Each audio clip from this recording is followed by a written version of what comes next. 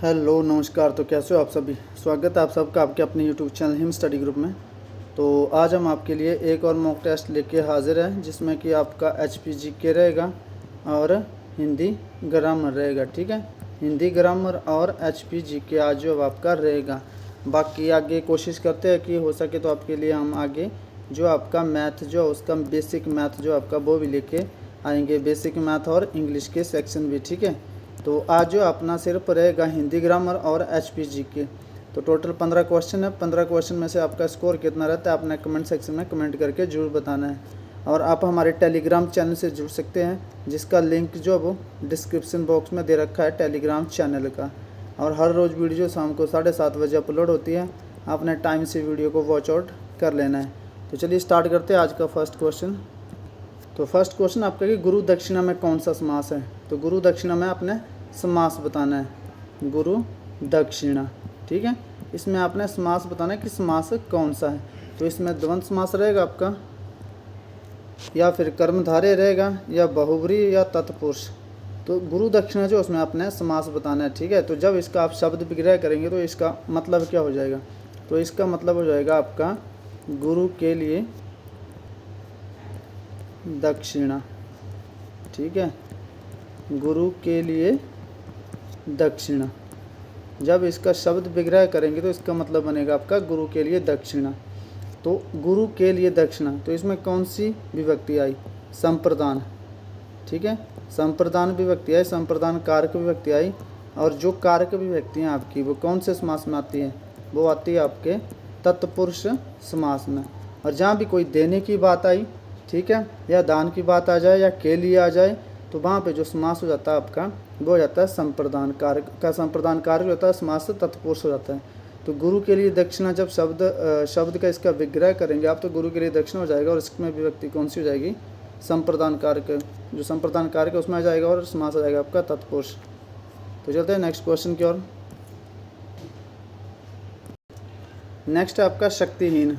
शक्तिहीन में कौन सा समास है। तो अब शक्तिहीन में समास बताना आपने, शक्तिहीन।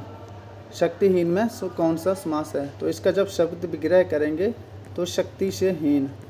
शक्ति से हीन मतलब शक्ति से क्या मतलब अलग हो रहा है कोई बंदा, शक्ति से क्या हो रहा है, अलग हो रहा है, अलगाव हो रहा है। शक्ति युक्त नहीं है, शक्तिहीन है, तो अलगाव हो रहा है। शक्ति से क्या हो रहा है कि अलग हो रहा है, अलगाव हो रहा है। तो जहाँ भी अलगाव होता है आपका, वहाँ पे कौन सा कारक आता है आपका, अपादान कारक।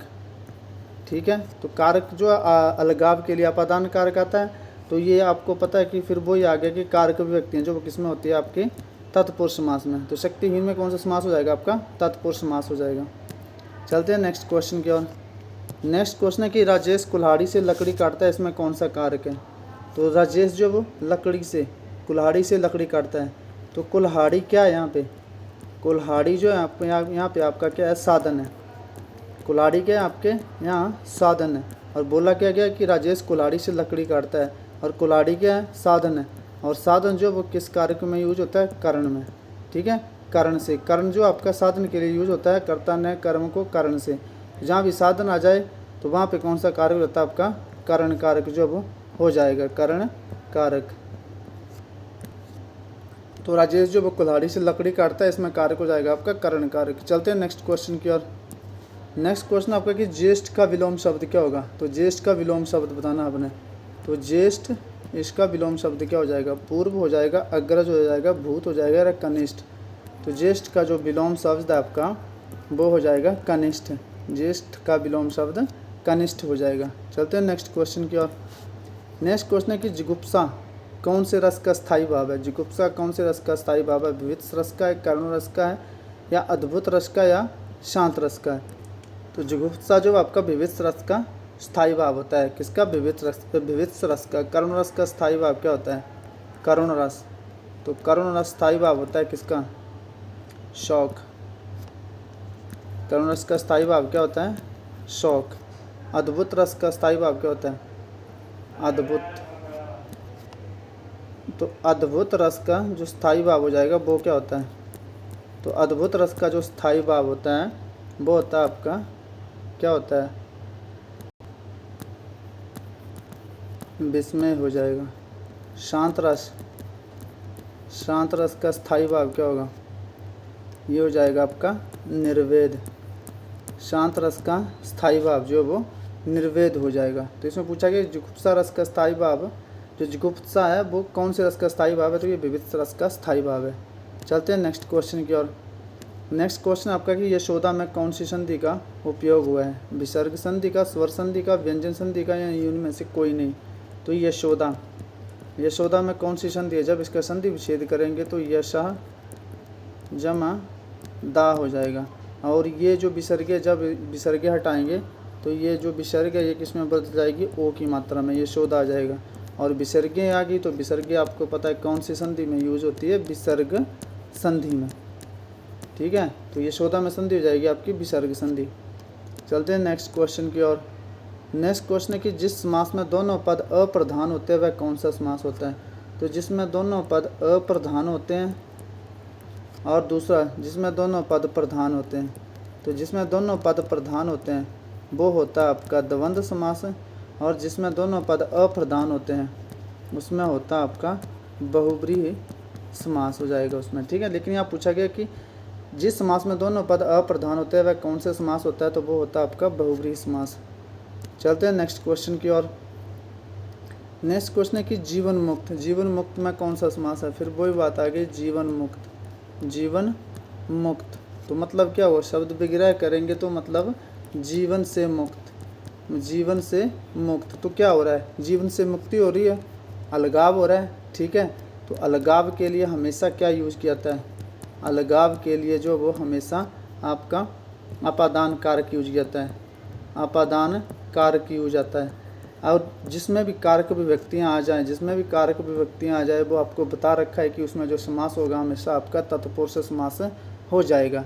जीवन से मुक्ति हो रही है, मुक्त हो रहे हैं, तो ये आपका अपादान कारक आ जाएगा और आपका समास आ जाएगा तत्पुरुष, क्योंकि तत्पुरुष समास में सभी कारक विभक्तियाँ आती हैं आपकी। चलते हैं नेक्स्ट क्वेश्चन की ओर। नेक्स्ट क्वेश्चन है कि राजेश का कोट नया है, वाक्य में विशेषण कौन सा? विशेषण बताना है। ठीक है, गुणवाचक विशेषण है, संख्यावाचक विशेषण है, सर्वनामक विशेषण है, इनमें से कोई नहीं।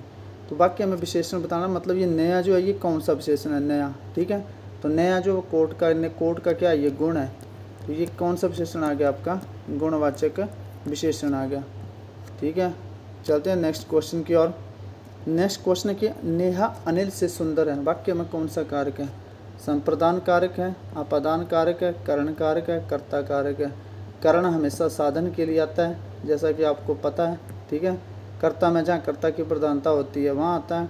संप्रदान जहाँ पे देने की बात आ जाए, कुछ भी देने की बात आ जाए, या फिर को या के लिए विभक्ति आ जाए, वहाँ पे आपका संप्रदान कारक होता है। और जहाँ पर से विभक्ति आ जाए वहाँ पर भी अपादान कारक होता है, और करण में भी अपादान कारक होता है। अब कर्ण और अपादान में डिफरेंस क्या है? कर्ण में हमेशा साधन आएगा, जैसे अनिल ने कुल्हाड़ी से लकड़ी को काटा, लेकिन अपादान में से कैसे पहचानेंगे आप? तो अपादान में क्या होगा? आपको हर वीडियो में बताता हूँ मैं कि अलगाव हो जाएगा, भय हो जाएगा और तुलना हो जाएगी। जहाँ भी ये तीनों कंसेप्ट आ जाएँ आपके, वहाँ पे जो कारक हो जाएगा आपका अपादान कारक हो जाएगा। ठीक है, तो नेहा जो वो अनिल जो वो नेहा से सुंदर है, तो यहाँ पे क्या हो रहा है? कंपैरिजन हो रहा है, तुलना हो रही है, तो यहाँ पे जो कारक हो जाएगा आपका अपादान कारक हो जाएगा। चलते हैं नेक्स्ट क्वेश्चन की ओर। अब आपका हिंदी ग्रामर का सेक्शन स्टार्ट है।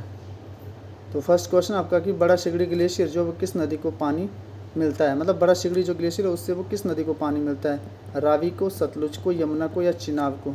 तो बड़ा सिगड़ी जो ग्लेशियर है वो देते हैं अपने चिनाब नदी को पानी देता है। चलते हैं नेक्स्ट क्वेश्चन की ओर। नेक्स्ट क्वेश्चन है कि बादल हिमाचल प्रदेश के किस जिले में स्थित है? तो बादल क्या है? ये ग्लेशियर है। बादल जो वो ग्लेशियर है, और ये देता आपका किसको? रावी नदी को पानी देता है। और रावी नदी कहाँ से निकलती है? कांगड़ा जिले से निकलती है। ठीक है, तो बादल जो आपका किस जिले में स्थित है? कांगड़ा जिले में।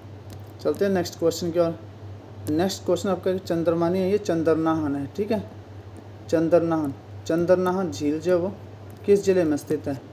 किस पर्वत चोटी पर स्थित है? पर्वत चोटी आपने इसका कमेंट सेक्शन में बताना कि किस पर्वत चोटी पर स्थित है। ठीक है, लेकिन अभी आपने ऑप्शन आपके कि ये किस जिले में स्थित है? तो ये शिमला में है, सिरमौर में है, किन्नौर में, या चंबा में? तो ये शिमला में स्थित है। अब शिमला में तो स्थित है, ठीक है, शिमला में स्थित है, लेकिन आपने ये बताना है कि किस चोटी पर, जो मतलब किस चोटी पर ये जो मतलब चंद्रनाहन झील जो वो ये स्थित है या फिर किस चोटी से इसको पानी मिलता है चंद्रनाथ झील को। ठीक है, ये आपने कमेंट सेक्शन में कमेंट करके बताना है इसका चंद्रनाथ झील के बारे में। ठीक है, यहाँ पे आप किसी दो ऑप्शन में दे रखा है कौन से जिले में स्थित है, तो शिमला जिले में स्थित है, लेकिन ये बताना आपने कि इस झील को कहाँ से पानी कहाँ से मिलता है, कौन से ग्लेशियर से मिलता है और कहाँ पे ये स्थित है, प्रॉपर लोकेशन इसकी, ये कमेंट सेक्शन में कमेंट करके बताएंगे आप। चलते हैं नेक्स्ट क्वेश्चन की ओर। नेक्स्ट क्वेश्चन है कि हिमाचल प्रदेश की कौन सी झील 7 झीलों का समूह कहलाती है। तो गड़ासरू है, नाको है, रेणुका है या लांबा है। तो ये कौन सी झील आपकी, लांबा झील। लांबा झील जो वो 7 झीलों का समूह है। कौन से डिस्ट्रिक्ट में है, कौन से डिस्ट्रिक्ट में है, ये भी आपके लिए कमेंट सेक्शन में आंसर करके बताना है। तो लांबा झील जो है 7 झीलों का समूह है। चलते हैं नेक्स्ट क्वेश्चन की ओर। नेक्स्ट क्वेश्चन है कि कालासर झील किस जिले में स्थित है। तो जो कालासर झील है ये किस जिले में स्थित है, कालासर झील ये किस जिले में स्थित है। तो ये जो अब आपका कालासर झील ये हिमाचल प्रदेश के मंडी डिस्ट्रिक्ट में स्थित है।